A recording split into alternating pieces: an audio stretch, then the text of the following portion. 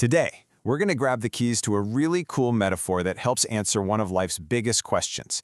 What is it that truly shapes our destiny? So, let's jump right in. We all ask ourselves this, don't we?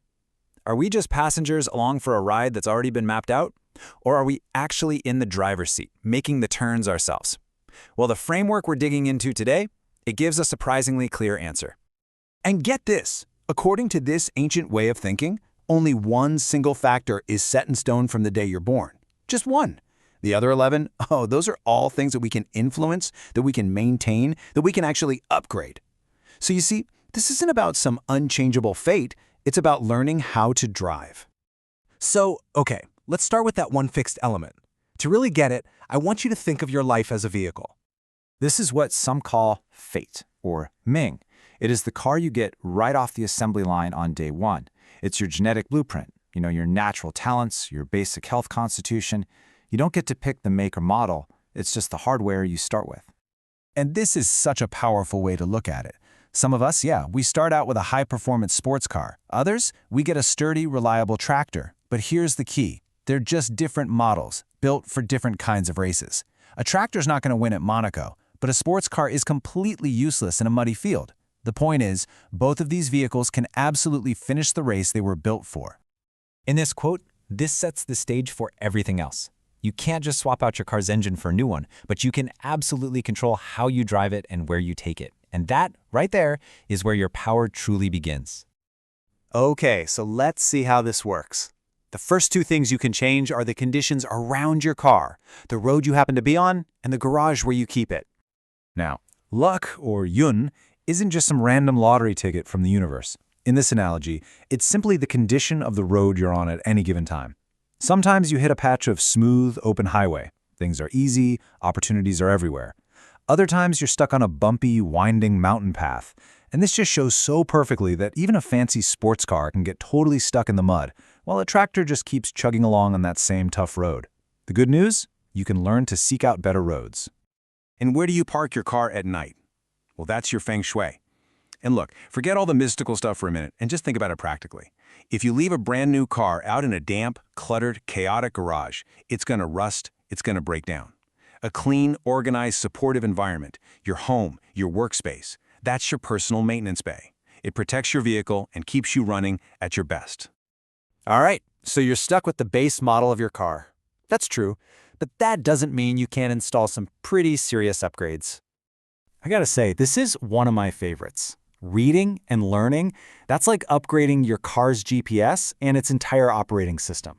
The more you learn, the better your maps get. Suddenly you see new routes, you can anticipate traffic jams up ahead, and you can navigate around obstacles that would have completely stopped you before.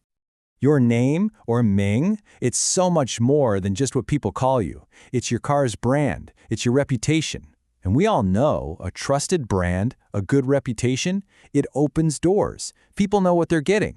When you build a solid name for yourself, your journey just gets smoother because people on the road trust your vehicle. And what about your appearance, or sheng? Well, that's the car's exterior. It's the paint job, right? The clean windows, the polished chrome. Think about it. A car that looks well cared for on the outside makes you assume there's a well-maintained engine on the inside. It's all based on that idea that your inner world, your mind, your heart, is reflected in your outer presence. Now we get to the most crucial part of all. I mean, you can have a great car on a perfect road, but if you don't actually know how to drive, you are going nowhere fast. This is where the rubber meets the road, literally. These next factors are all about your skill as the driver. So what's fueling this journey of yours? Good deeds, or ji yin da, that's your premium, high-octane fuel. Every act of kindness fills up your tank with a kind of positive energy that just seems to make the road smoother. It's incredible, actually. The destinies of great humanitarians are often impossible to predict because their good deeds literally pave a new road for them that wasn't there before. This one? Absolutely non-negotiable.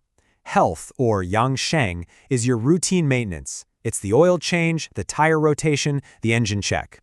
You could have a Ferrari sitting in your garage, but if you never maintain the engine, if you don't put gas in it, and you never let it rest, it is quickly going to become a very, very expensive piece of scrap metal. Your body is the vehicle. Without it, the journey's over. I know, respect for the gods, or jingshen that can sound a little out there, but the metaphor makes it crystal clear. It just means obeying the traffic laws. You could be the greatest driver in the history of the world, but if you just blow through red lights and ignore speed limits, you are headed for a crash. Respecting the fundamental principles, the natural laws of life, that's what ensures a safe and long journey.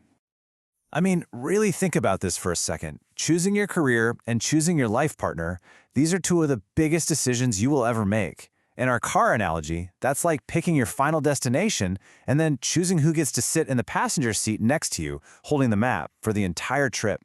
These choices fundamentally define where you are going and what that ride is going to feel like. And hey, nobody drives this road alone.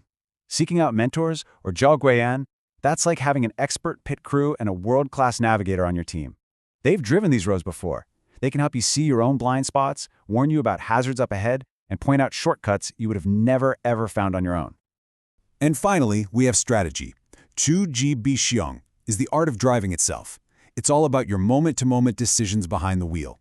It's knowing when to floor it and seize an opportunity, when to slam on the brakes to avoid a problem, and when to switch lanes to get out of a jam. This is where all the other pieces come together in real time.